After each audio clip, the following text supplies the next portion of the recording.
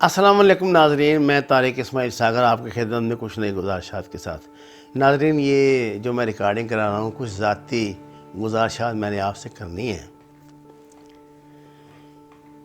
آپ مجھے ایک ناول نگار کی حیثیت سے جانتے ہیں، ایک صحافی کی حیثیت سے جانتے ہیں۔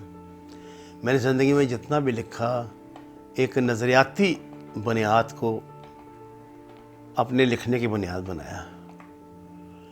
میں نے کوئی فوش نگاری نہیں کی، میں نے کوئی پلپ لٹریچر نہیں لکھا، میں نے کوئی غیر معیاری غیر اخلاقی کوشش یہ کی ہے کہ میں آپ کو نظریاتی اور جو بھی میرے ذہن میں جس طرح کا کرافٹ بنتا ہے ناول کا وہ پیش کروں، اور ایسا ناول ہو یا ایسی کتاب ہو جو ہر گھر میں ہر فرد پڑھ سکے، جو آپ کو چھپانی نہ پڑے۔ الحمدللہ میں شاید اس بات پہ جتنا فخر کروں مقام ہے کہ پاکستان میں ہر مکتب فکر کے مفتیان کرام، علماء کرام بھی میری کتابیں اتنی ذوق و شوق سے پڑھتے ہیں جتنی نوجوان پڑھتے ہیں۔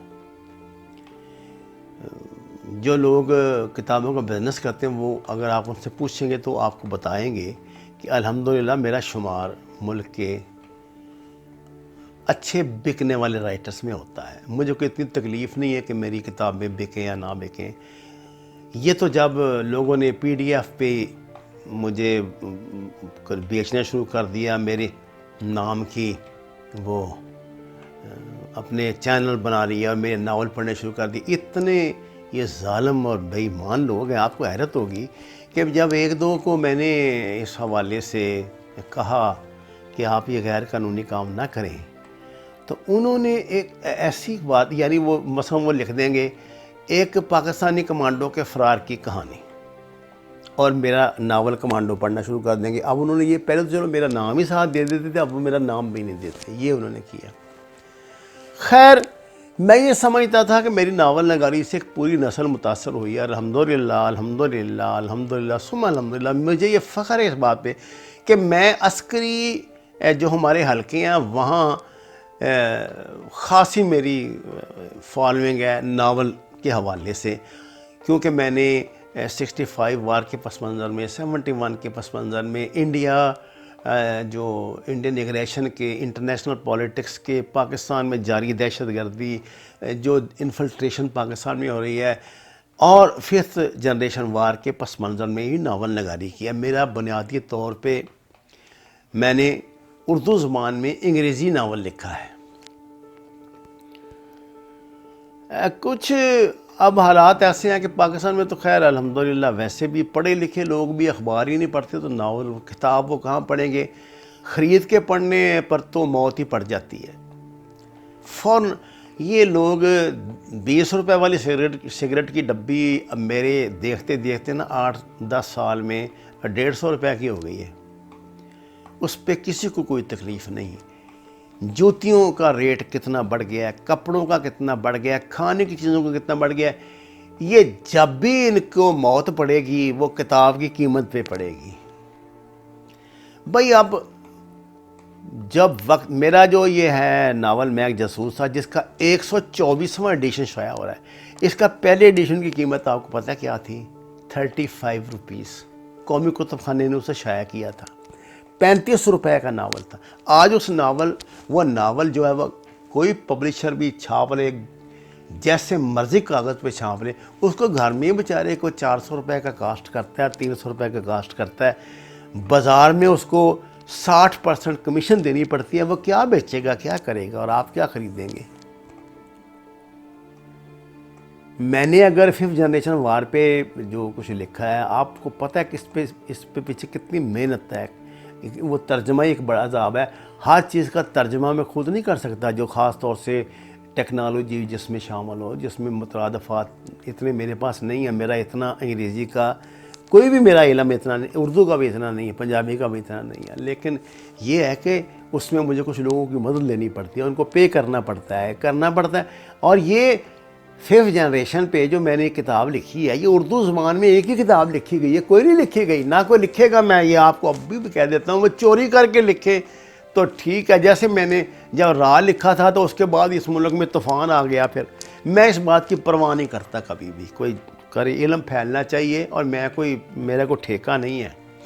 اگر آپ حوالہ دے کے میری چیز دے دیں تو زیادہ اچھی بات ہے، لیکن اخلاقی طور پہ اگر آپ اتنے گرے ہوئے ہیں تو مجھے اس میں کیا تکلیف ہے. اب ہم نے میں دوستوں کے اصرار پہ ایک اسکیم شروع کی تھی کہ جو لوگ خصوصاً غیر ممالک میں رہتے ہیں، پاکستان چھوڑ گئے ہیں، لیکن وہ چاہتے ہیں کہ لوگ پاکستانی بچوں کا کتاب سے ٹوٹا ہوا رشتہ قائم ہو، تو ہم نے کچھ اسکیمز بنائی تھی کہ 1,000 روپے سے 10,000 روپے تک کتابوں کے کچھ پیئرز بنائے تھے کہ آپ وہ میری کتابیں اگر آپ پیسے میں بیچتے ہیں تو وہ کتابیں آپ کے اسٹیمپ کے ساتھ، آپ کے نام کے ساتھ، جس مدرسے سے آپ نے تعلیم حاصل کی تھی، جس اسکول سے، جس کالج سے، اس کی لائبریری میں بھیج دی جائیں گی، اور آپ کے پیغام کے ساتھ. یا آپ جہاں جس کو بھی ڈونیٹ کرنا چاہیں کریں. آپ نے اس سلسلے میں مجھ سے قریب 128 فون کال، قریب 2,000 سے زیادہ استفسارات کیے، اس کو لائک کیا، اس پہ اپنی خیال آرائی فرمائی، میرے مختلف ناول مجھے یاد دلائے، اپنے احسانات کا تذکرہ کیا کہ آپ نے یہ ناول پڑھا ہے، یہ آپ کی بڑی مہربانی، آپ نے مجھ پہ بڑا احسان کیا، اللہ آپ کو سلامت رکھے. لیکن ابھی تک کسی نے 500 روپے کی کوئی کتاب نہیں خریدی.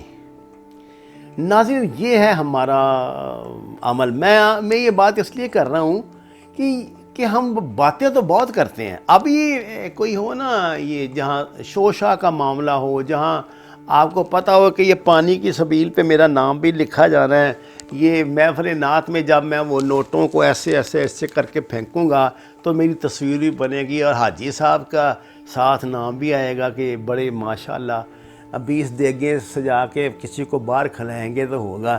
ان کتاب پر کون آپ کو اپریشیٹ کرے گا، یا کون آپ کی تعریف کرے گا؟ ابھی اس ملک میں کتنے ایکٹرس ہیں جنہوں نے ہسپتال بنانے کے اعلان کر کے کروڑوں روپے اکٹھے کیے اور بھاگ گئیں؟ آپ نہیں جانتے؟ آپ نے ان کو پیسے نہیں دیے؟ کتنے فراڈی اس طرح کا کام کرتے ہیں. مجھے حیرت اس بات پر ہو رہی ہے، یہ ہمارا کیا معاشرتی رویہ ہے؟ ہم اتنے کیا علم سے ہم اتنے دور ہو گئے ہیں؟ میں شکوہ آپ سے اس لیے نہیں کر رہا کہ آپ نے یہ کتابیں خریدی نہیں ہو، صرف اس کو روٹین کی گفتگو حصہ بنا رہی ہے. میں آپ سے کہہ رہا ہوں کہ ہم میں یہ سنجیدگی کب آئے گی کہ ہم آ کر کچھ کریں. اگر ہم کچھ کرنا چاہتے ہیں، کوئی ڈھنگ سے کوئی کام کریں. کیا یہ بری بات ہے اگر آپ کو 500 روپیہ کسی اس کام پہ لگا دیں جس میں آپ 1,000 روپے دیں، اور ہم 3 کتابیں جو ہیں آپ کے نام سے آپ کی لائبریری میں بھیج دیں، وہاں پتہ نہیں 300 جو بچے ممکن ہے کتاب دیکھ کے پڑھ لیں.